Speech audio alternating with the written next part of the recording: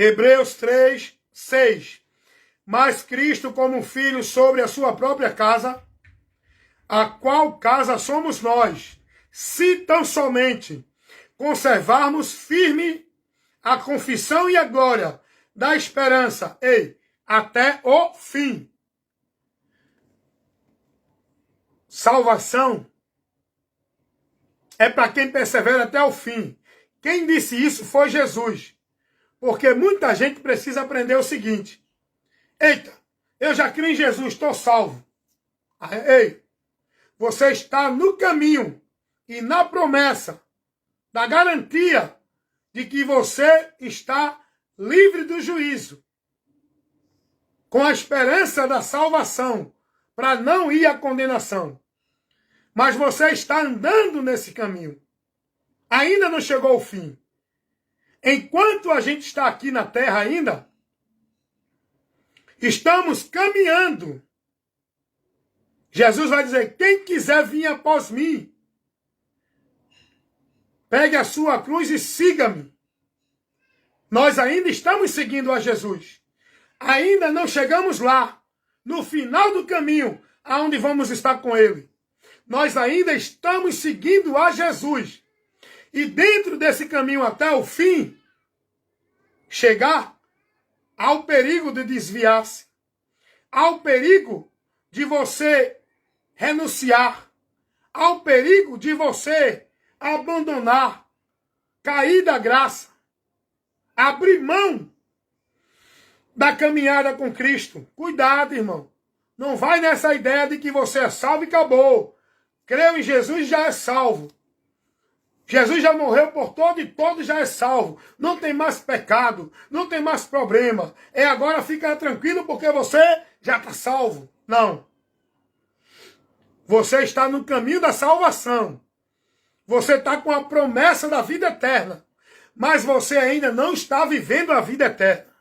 Você ainda não alcançou esta salvação porque você ainda está caminhando para ela. Eu e você, aprenda isso. Por isso que o apóstolo Paulo vai dizer: combati o bom combate, acabei a carreira e guardei a fé. Portanto, agora, a coroa da justiça me está reservada, a qual também receberá todos aqueles que perseverar até o fim. Paulo, quando falou isso, Paulo já estava sendo advertido da sua morte. Já chegou o fim para Paulo. E agora ele vai receber o descanso. Mas ele teve que batalhar, porque Paulo, ele tinha o perigo de se desviar também. Por isso que ele diz assim: miserável homem que sou, quem me livrará do corpo desta morte? E ele vai dizer: pregando o evangelho, subjugo a mim mesmo, para que eu não venha a ser reprovado. Paulo tinha o conhecimento de que, se não fosse perseverante, prudente e não se mantesse fiel a Cristo, poderia apostatar da fé, cair da graça, voltar à miséria. E Paulo vai dizer isso: quem está em pé, olhe, cuide para que não caia. Paulo vai dizer: irmãos, cuidado, vocês devem considerar a benignidade de Deus para os que permanecem e a severidade de Deus para os que caem e voltam ao pecado. Romanos 11, 22. Paulo sempre estava advertindo aos irmãos a ter cuidado. É o que ele vai dizer a Timóteo. Na primeira carta, 4,16. Timóteo, cuida de ti e da doutrina. Fazendo isso, te salvarás. Tu não estás salvo ainda não. Tu estás com a promessa no caminho da salvação. Tu só vai alcançar essa salvação se tu cuidar da tua vida e andar na doutrina. É isso que tu deve fazer para andar no caminho da salvação. Para não ser reprovado da fé. Para não apostatar da fé. Para não cair da graça. Porque Paulo vai advertir aos Gálatas a não cair da graça. Paulo nunca pregou salvação para sempre. Predestinação fatalista. Salvo uma vez, salvo para sempre. Paulo nunca ensinou a ninguém. Você não perde mais salvação. Já somos predestinados para o céu e aqueles para o inferno, porque Deus já determinou assim. Paulo nunca ensinou isso.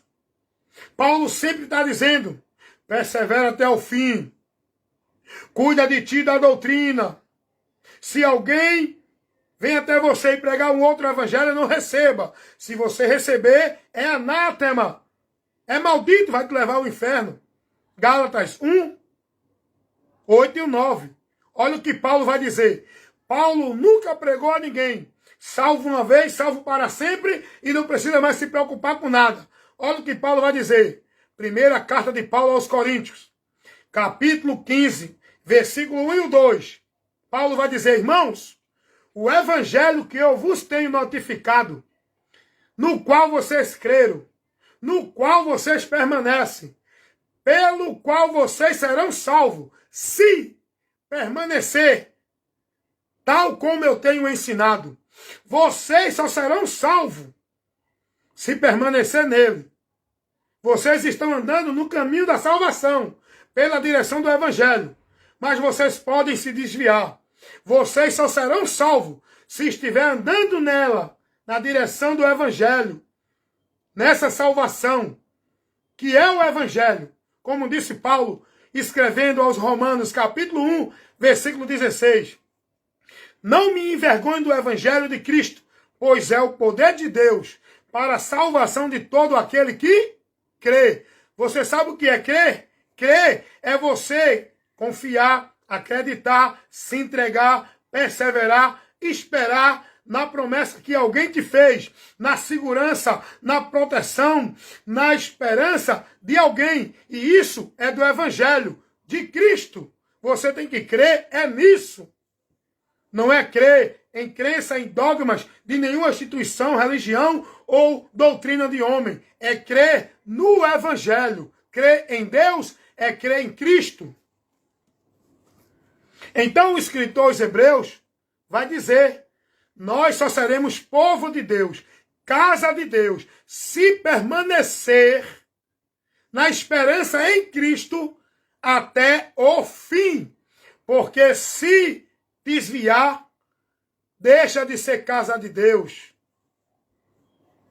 Deixa de ser morada do Espírito Santo. O Espírito Santo não sela ninguém para viver dentro da direção religiosa. O Espírito Santo de Deus não habita em ninguém que viva dentro de outros conceitos que não seja a doutrina de Cristo. Cuidado, irmão. É ensino, é palavra, é isso que nós precisamos.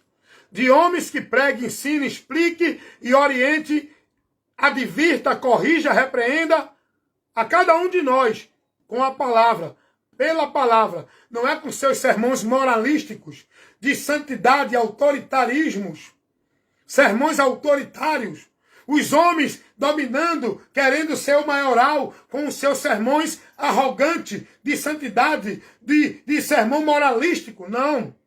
Nós não precisamos disso. Nós precisamos da instrução da palavra. A autoridade para a nossa vida é a palavra.